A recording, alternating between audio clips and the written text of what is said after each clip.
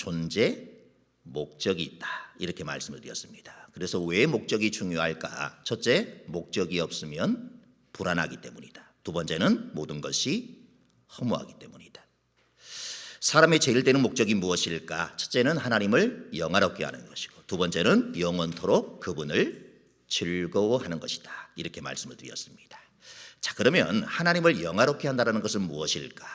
나의 삶의 전 영역, 나의 존재, 생명, 사고, 언행 등 모든 부분에 있어서 하나님만을 증거하고 드러내는 것이다. 그래서 내 존재의 목적 자체도 하나님을 드러내는 것이어야 되는 것이고, 내 생명도 하나님을 온전히 드러내는 그런 삶이 되어야 되는 것이고, 우리가 행동하고 우리가 말하는 모든 것들에도 항상 하나님이 드러날 수 있어야 된다. 이렇게 말하고 있습니다. 하나님을 영화롭게 하는 행위들은 어떤 것인가? 감사, 예배, 사랑, 순종 등이 바로 하나님을 영화롭게 하는 그런 행동들이다. 이렇게 말씀을 드렸습니다. 자, 두 번째로 그분을 그러면 영원토록 즐거워한다는 것은 무엇일까?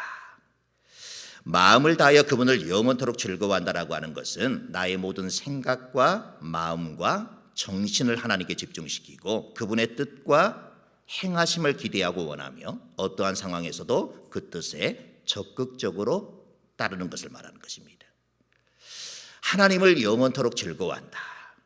좀 엉뚱한 그런 이야기들로 들릴 수 있겠습니다. 어떻게 하나님을 즐거워할 수 있다는 말인가? 이렇게 생각될 수 있겠지만 우리의 생각, 마음, 정신 이 모든 것들을 다 하나님께만 집중을 하고 하나님의 뜻, 하나님의 행하심 그것을 우리가 기대하고 원하는 그런 삶, 그리고 어떤 상황에서도 주님의 그 뜻에 적극적으로 순종하는 것, 그것이 바로 그분을 영원토록 즐거워하는 것이다. 이렇게 말하고 있습니다.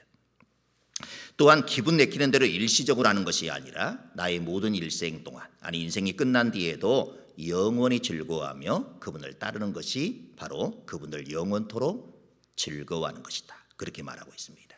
그렇기 때문에 우리가 어떤 우리의 기분에 따라서 하나님을 섬기는 것이 아니라 우리의 존재 목적 자체가 하나님을 영화롭게 하는 것이고 그 하나님을 즐거워하는 것이기 때문에 우리의 기분, 우리의 상황과 상관없이 언제나 하나님을 즐거워할 수 있는 그런 모습이 되어야 된다고 하는 것이죠. 자, 그분을 영원토록 즐거워한다라고 하는 것은 바로 다른 말로 표현을 하면 그분을 사랑하는 것이다. 이렇게 얘기할 수 있습니다. 사랑하면 즐거워지기 때문에 그렇다는 것이죠. 우리가 사랑하는 대상이 있으면 그분을 생각만 해도 내 마음이 기쁘고 즐겁고 항상 그 곁에 있고 싶고 그 사람만을 떠올리게 되어지는 것이죠. 그리고 그가 원하는 것을 내가 다 해주고 싶고 그의 마음까지도 알아주고 싶은 것입니다. 이것이 바로 사랑한다라고 하는 것인데 우리가 하나님을 사랑하는 것이 바로 이런 마음이 된다라고 하는 것이죠. 항상 하나님만 생각하면 마음이 기쁘고 즐거워야 된다는 것입니다. 항상 그 하나님 옆에 머물고 싶은 그런 마음이 되는 것이고 항상 생각과 마음 속에 하나님을 떠올리며 살아가는 그런 인생이 된다고 하는 것이죠. 그리고 하나님이 원하시는 것이라고 하면 무엇이든지 내가 해야 되겠다 이런 마음을 가져야 되는 것이고 하나님의 마음이 어떤 마음이고 하나님이 원하시는 것이 어떤 것인지를 우리로 알아주기를 원하는 것이 바로 하나님의 마음이라는 것입니다. 그리고 사랑은 보답이나 거래가 아니라는 것입니다. 자, 하나님을 사랑한다라고 하는 것은 하나님께서 나에게 무엇을 해 주어서 그 보답을 하는 것이 아니라고 하는 것이죠. 진정한 사랑이라고 하는 것은 그 사람이 가지고 있는 돈이나 배경이나 사회적인 그런 조건이 아닌 그 사람의 있는 그대로를 좋아한다라고 하는 것이죠. 우리가 하나님을 좋아하는 것도 마찬가지입니다. 하나님께서 우리에게 무언가를 주시기 때문에 좋아하는 것이 아니라 우리는 이 세상 그 무엇과도 비교할 수 없는 아주 귀한 선물을 이미 받았기 때문에 우리는 그 하나님을 좋아하는 것입니다. 바로 영원한 생명이라고 하는 것. 이 세상의 어떤 것과도 비교할 수 없는 이 귀한 선물을 받았으니 우리는 그 하나님을 날마다 사랑하고 좋아할 수 있어야 한다고 하는 것이죠. 그런데 우리는 이 구원이 얼마나 귀한 것인지를 까마득히 잊어버리고 내가 원하는 작은 것을 하나님께서 이루어 주시지 않는다라고 우리는 하나님 앞에 불평하며 원망할 때가 많다라고 하는 것이죠. 그러나 여러분들이 구하는 것과는 비교할 수 없는 것을 이미 하나님께서 여러분들에게 거저 주었다라고 하는 사실입니다. 그 사실 하나만으로도 우리가 하나님을 사랑하기에 충분한 것이고 그 하나님을 좋아하기에 충분한 그런 이유가 되어진다라고 하는 것이죠. 자, 하나님을 사랑한다라고 하는 것은 그분이 주시는 선물이나 복이나 내가 갖고 싶은 어떤 것들이 아닌 그분 자신을 즐거워할 수 있다는 것입니다. 주신 복 때문에 우리가 즐거워하는 것이 아니라 그 복을 우리에게 주신 그분 자체를 우리는 날마다 즐거워할 수 있어야 한다고 하는 것이죠.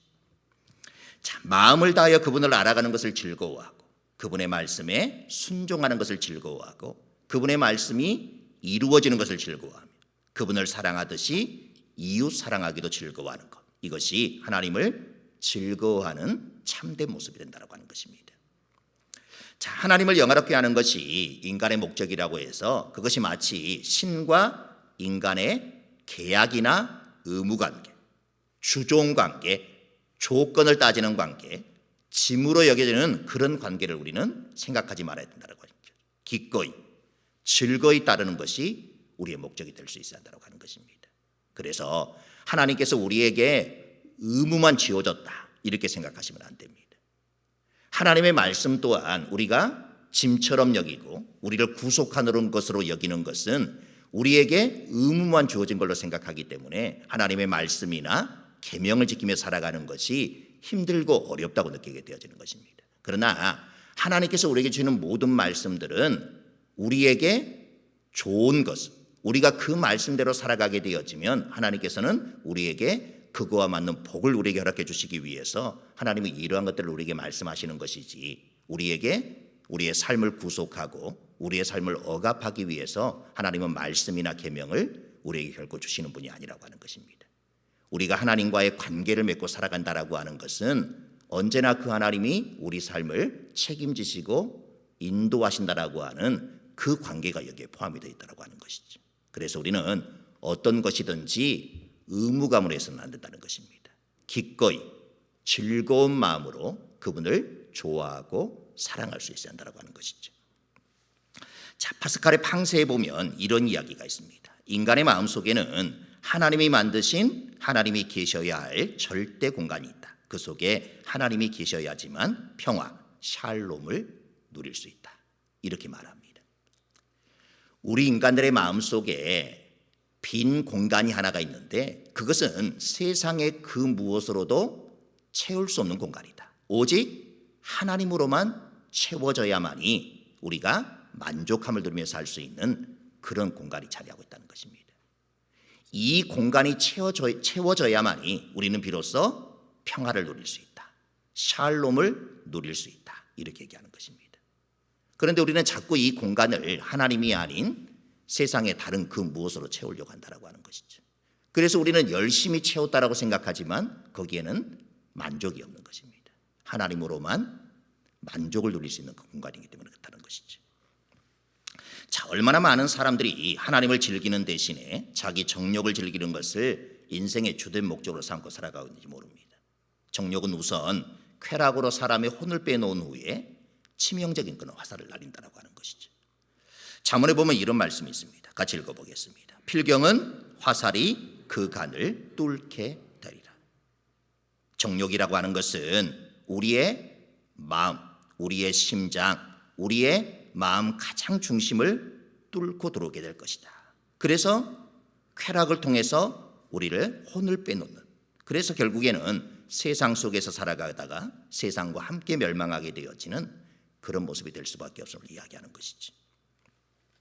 자, 시편 100편 3절을 같이 한번 읽어보겠습니다. 여호와가 우리 하나님이신 줄 너희는 알지어다. 그는 우리를 지으신 이요 우리는 그의 것이니 그의 백성이요 그의 기르시는 양이로다. 왜 우리가 하나님을 영원토록 즐거워해야 하는가? 하나님은 우리를 지으신 분이시기 때문에, 그리고 우리는 그분의 것이기 때문에, 그의 백성이고 그의 기르시는 양이기 때문에 우리는 항상 그 하나님을 즐거워할 수 있어야 한다는 것입니다.